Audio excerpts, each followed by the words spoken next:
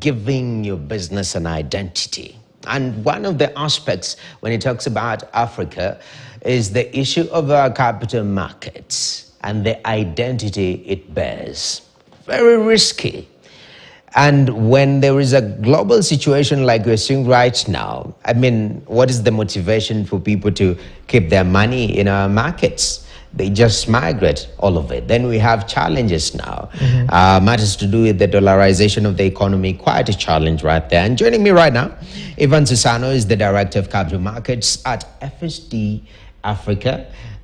First of all, congratulations as FSD Africa, turning 10. Yeah, turning 10. You know, a 10-year-old baby knows a lot. Exactly, yeah. And exactly. I'm glad over the 10 years you've really interacted with our capital markets. And one thing that you're pushing for is sustainable, financing or a sustainable capital market. What does that mean? Yeah, so it basically means three things. It's about creating economic opportunity, jobs, improving people's incomes, access to basic services like electricity, water, and others. It's about investing in infrastructure. It's about investing in housing so that people can get decent homes. But it's also about creating opportunities in a manner that does not destroy the future, all the opportunities for the future generation. So it's about creating environmental benefits.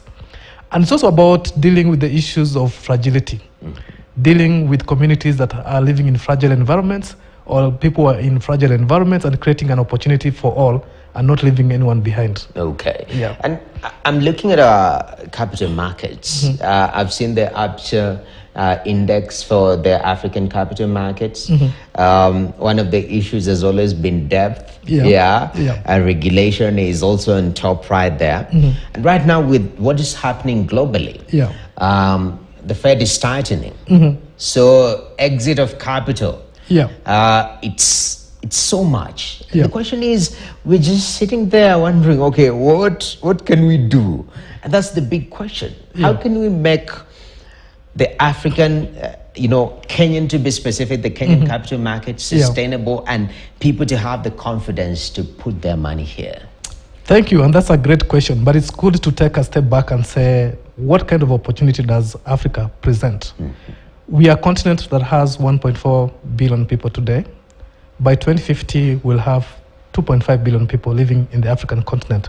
One out of every 5 people on Earth in 2050 will be living on the African continent.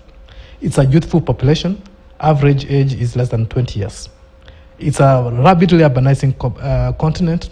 Today, 44% of the people in Africa live in urban areas. By 2050, it will be 60%. That's a massive opportunity. But we also have to be aware of long-term issues that are affecting the continent, like climate change. And we know that Africa is one of those continents that will face the most severe challenges from climate change. So as we build Africa, it's about building, it's about creating opportunity for the young people, it's about investing in urban infrastructure to support that transition towards urbanization, it's about investing in other types of infrastructure, water, electricity, and things like that. It's about investing in industry to create jobs. It's about making our agriculture productive to be able to feed the extra 1 billion people that will be living on the continent by 2050. So as we do that, we have to do that in a manner that is sustainable. Yes. In a manner that takes into account those risks that we are facing from climate, so we need to go into climate-smart agriculture. But also, we have to do that in a manner that also takes advantage of the opportunities that are created. And there are a lot of opportunities for financing, for long-term financing, for green financing. Right now, many corporates globally are moving towards what we call net zero. They're making net zero commitments. And they're looking to invest in assets that can generate those commitments or make them make the commitments. And Africa is very uniquely placed for that. A continent that is very rich in natural capital, in forestry, in agriculture, in minerals, some that are used actually in renewable energy for making batteries, for example. It's a huge opportunity. So that's the story that we have to tell. But that's the long-term view. But of course, in the short term, we also have to deal with vulnerabilities that have come that have persisted. Yes. Debt is one of those ones that we've talked about, that is a situation that has to be addressed. We've had some challenges from COVID and we are recovering from that, so we have to be able to address that so that the economies can become more resilient. And more importantly, we also have to think about what I call domestic resource mobilization. Okay. How do we develop our own capital markets, long-term currency capital markets, to address what I call the two original sins? The first original sin is a foreign currency risk. Okay. So if you have a business that is generating revenues in Kenya shillings and you're borrowing in hard currency like the dollars, one day there's going to be a mismatch, and that mismatch might cost you your business. Another example could be if you're investing a very long-term asset like a house and you're buying your house using your credit card. Sure enough, it will just a matter of time before what we call the refinancing risk or the interest rate risk comes to you.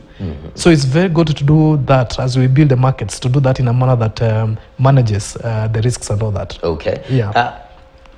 The West, and I know they are at the forefront of pushing the climate and green financing. Yeah. They are leading the world in that. Yeah.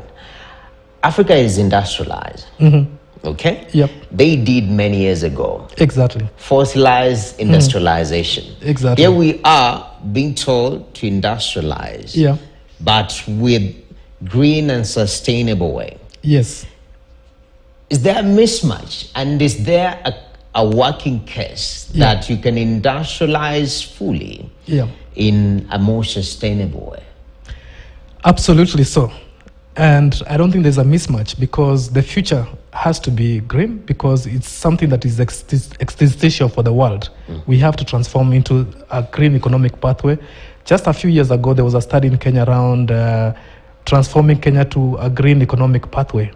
And the estimates that we saw from that study indicates that if we went that route, the GDP will grow 12% more, higher than business as usual. Okay. So it's not just about doing something that it feels good. It actually makes economic sense to also go green. I think we have not explored the opportunities, the sheer amount of opportunities that exist, even around green manufacturing. You talk about manufacturing, yes, but we can do that in a green way. We are fortunate that our grid is probably 97% renewable, yes, compared to countries like Bangladesh, and sorry to use examples like that, where the grid is only 3% renewable. So there's a massive opportunity for green manufacturing. Okay. There are also a lot of opportunities in other areas, even in the carbon markets, using nature as a base, or engineered solutions. We have a gift that we have a Rift Valley here that can be a very good way of capturing and storing carbon dioxide from the atmosphere permanently. Okay. And we get paid for that. Definitely. We just have to change our mindset in terms of what is important, and understanding that for Africa the issue is developmental. And that's where sometimes I don't want to divorce climate change discussion from the developmental issues. Okay. We need to build infrastructure. We need to build housing, but can we do that in a green way? Okay. Why can't we do that? It's possible to do that. Yes. It makes business sense to do that. It makes economic sense to do that. Okay. Yeah. That's quite interesting. Yeah. You mentioned the two cardinal sins. You mentioned about the issue of the currency. Yeah. You mentioned the refinance risk. Yep. I want to add a third cardinal sin that is very present with the African economies, and generally, globally, wherever there's a community. The political element of it. Yes. And that stability. Like right now we're experiencing this, what the opposition is doing vis-a-vis and the demands that they're placing on the government. And now we are having, these mass actions every Monday and Thursday. Yeah. Do you think, and how will this impact our capital markets, even the perception of it? Yeah, so government and public sector policy are very, very critical for long-term investments, because they create confidence. They create an environment that investors feel this is a fair and is a fair playing field for everybody and to come in and invest and generate an income. So it's very, very critical. So what we need, of course, is political stability is very key, because if you're going to invest in 20 years, you need to be able to know that you'll be there in 20 years. The country will exist. you need to be able to know that your macroeconomic environment is stable so that you can be able to make projections into the future, because those projections have an impact on how you finance your business and how your business, what kind of revenue your business will generate over time and all that. Okay. So that predictability, being predictable, is actually very, very important. Okay. And it's not just from the political space, but it's also about policy space. We also need stability in terms of the policy environment, so we don't have what do you call it, reversals. So there's an incentive or a disincentive this year, next year it's not there. Okay. Because it makes it very difficult to plan. And if it makes it difficult to plan and it introduces a lot of uncertainty, it doesn't mean investors are not going to come in, but what they're going to do is that they're going to charge much more. The premium they will ask for the investment is going to go up. Okay. And others may not come because then they might say this environment is too difficult to understand and contain. Okay. Yeah, so it's a very important aspect. Definitely. Yeah. As we finish in less than 30 seconds, we've talked about sustainable financing, the goals that we've set. I mean, the projections are big. Yeah. The market is expected to reach $30 billion by 2030. Yeah. Kenya alone generates 20% of all Africa's carbon credits. Yes. In terms of deliverables, especially in the short term, what should we be on the lookout for? A great question again. So, as I said, I think the numbers we are giving are numbers about carbon markets, but I don't like talking about carbon markets in isolation from the general climate finance. Okay. So if you look at the landscape for climate finance in Africa, we need $277 billion annually to meet Africa's nationally determined contributions. Okay. $277 billion. What is coming through the continent is about 30. In Kenya alone, the NDC for Kenya indicates we need about $62 billion between now and 2030 to be able to meet the commitments and all that. So it's huge. Okay. So that's where we need to raise the level of ambition. We ourselves have committed to supporting that transition and bridging that financing gap that I'm talking about from 277 and 30 billion. And we do hope that at least in the next 5 years, through various instruments that we might use in the capital markets, we should be able to raise at least $5 billion of financing to go into projects. Lovely. Yeah. Thank you very much, Evans. Thank you very much. Osano, Director of Capital Markets at FSD Africa. I know you saw our earlier interview. We had sort of something cool. Yes. I was asking, where is FSDs? You say that you don't do tourism across the country. But thank you very much for your time. Thank you very much. That's all for business today. Thank you very much for watching. I'm Noah Kimboy. Up next, we have View Your KTN. Stay tuned. This is